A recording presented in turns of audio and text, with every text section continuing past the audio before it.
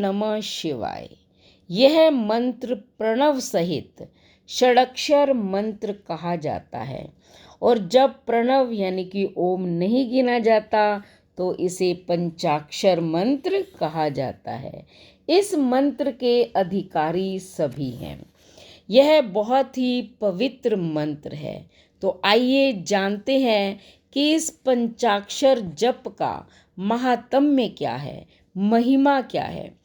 मथुरा में यादव नरेश दशारह विद्वान और सद्गुणी थे। काशीराज की पुत्री कलावती से इनका विवाह हुआ था, परंतु यह रानी पति की शैया पर आना स्वीकार नहीं करती थी।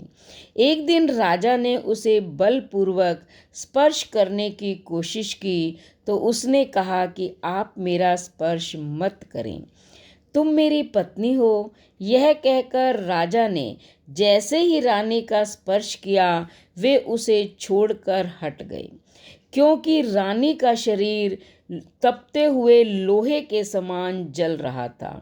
उससे राजा का अंग भी जलने लगा। उन्होंने रानी से पूछा, तुम्हारा शरीर अग्नि के समान कैसे हो गया? तब रानी ने कहा कि बचपन में मुनि दुर्वासा ने कृपा करके मुझे पंचाक्षर मंत्र का उपदेश किया था। उसके निरंतर जप से मैं सर्वथा निष्पाप हो गई हूँ।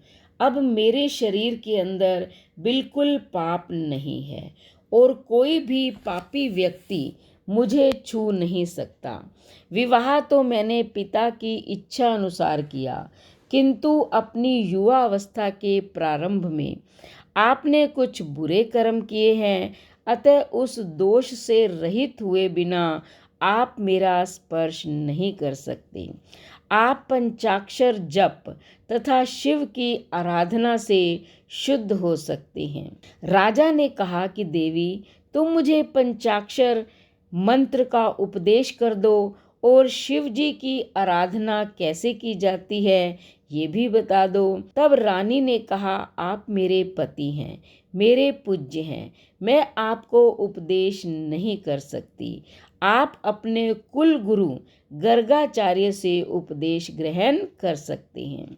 वे भगवान शिव के ही साक्षात शिष्य हैं। तो राजा दशारह ने गर्ग जी से दीक्षा ली और यमुना के किनारे पर शिवलिंग की स्थापना करके पंचाक्षर मंत्र का जप करना प्रारंभ कर दिया और फिर वो भी पाप से मुक्त हो गए।